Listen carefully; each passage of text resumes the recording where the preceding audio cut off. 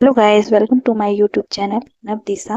आज हम लोग जेएसएससी सीजीएल पेपर 2 के काव्यकुंज वाले भाग में कबीर रस खान के जीवन परिचय एवं उससे संबंधित विगत वर्षों में पूछे गए सारे प्रश्नों को देखेंगे।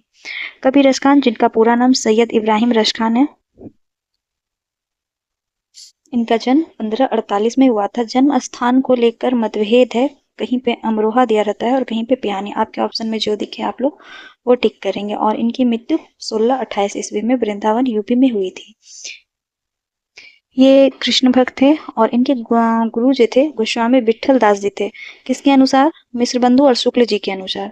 ये जन्म से तो मुसलमान थे किंतु बाद में वैष्णव बन गए थे। ये किस काल के कवि थे? तो ये भक्ति काल के कवि थे और भक्ति काल में भी एक शाखा रीति काल के कवि थे। ये सगुन भक्ति विषय पर लिखते थे और कवित और सेवैया भाषा जो थी इनकी ब्रज थी, फारसी थी और हिंदी थी। इसे रसखान की उपाधि प्रदान की गई थी। इसकी प्रमुख कृतियां में सुजान, रसखान और प्रेम वाटिका प्रमुख है। ये भक्ति रस और श्रृंगार रस के कवि थे और राजा अकबर के समकालीन थे। और किस संप्रदाय से संबंधित थे? तो वल्लभ संप्रदाय से संबंधित थे। कवित, सेवैया, दोहा और सोठा लिखते थे छंद में। और शैली जो थी मुक्तक छंद शैली थी और कृष्ण भक्ति पर लिखते थे। प्रमुख रचनाएं में इनकी सबसे मेन सुजान रस खान, इसमें कवित, दोहा, सोठा और शेवैया है। यह 139 छंदों का संग्रह है। ये भक्ति और प्रेम विषय पर मुक्तक काव्य है। मुक्त काव्य। प्रेम वाटिका में 25 दोहे हैं। इसमें प्रेम रस से संबंधित है और ब्रज और कृष्ण भक्ति से संबंधित है। दान लीला जो 11 छंदों का छोटा पद प्रबंध है और इसमें राधा और कृष्ण के संवाद के रूप में इसे चित्रित किया। अष्टायाम जो है वो कृष्ण के सुबह उठने से, मतलब प्रातः जागरण से रात में शयन पर्यंत उनकी दिनचर्या और क्रीड़ा का वर्णन है। अष्टायाम पुस्तक। अभी हम लोग इनसे संबंधित प्रमुख प्रश्नों को देखते हैं। हजारी प्रसाद द्विवेदी जी ने अपनी पुस्तक में रस खान के कौन कौन से दो नाम लिखे हैं? तो कौन कौन से दो नाम लिखे हैं? सैयद इब्राहिम और सुजान रस खान।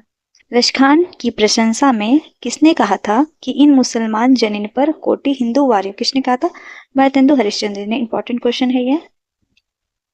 एक क्वेश्चन और है इंपॉर्टेंट कि तुलसीदास जी ने अपने रामचरितमानस पुस्तक सबसे पहले किसे सुनाया था? तो किसे सुनाया था? आंसर होगा रस खान जी को सुनाया था। एक और इंपॉर्टेंट क्वेश्चन है, किसने लिखा है कि भाषा बहुत चलती, सहज और शब्दांबर युक्त होती थी? शुद्ध ब्रज भाषा का जो चलतापन और सफाई इनकी और घनानंद की रचनाओं में है वह अन्यंत्र दुर्लभ है। किसने? रामचंद्र शुक्ल जी ने ऐसा कहा था। रामचंद्र शुक्ल जी हमारे सिलेबस में है तो ये कथन इंपॉर्टेंट हो जाता है, इसे हम लोग याद रखेंगे। प्रश्न है, किस ग्रंथ के आधार पर यह कहा जाता है कि तुलसीदास जी ने रामचरितमानस सर्वप्रथम रस खान को ही सुनाया था? तो कौन सा पुस्तक के आधार पे? गोसाई चरित्र के आधार पे। रस खान की अंतिम रचना कौन सी है? प्रेम वाटिका। और रस खान ने कृष्ण भक्ति में छंद लिखे हैं। कैसे छंद लिखे हैं? कवित और शेवैया लिखा है। और क्वेश्चन है, रस खान का लघु प्रबंध काव्य कौन सा है? लघु। छोटा वाला भी हम लोग देखे थे, दान लीला रस खान। रस खान की और सर्वाधिक प्रसिद्ध रचना कौन सी है? सुजान रस खान। जब ये सबसे प्रसिद्ध रचना है तो इसके बारे में हम लोग देख लेंगे कि इसमें कितनी कवित हैं, कितनी सेवैया हैं, दोहे कितने हैं और सोठे कितने हैं। सुजान रस खान में 17 कवित हैं, सेवैया 181 है, दोहा 12 है और सोठा 4 है।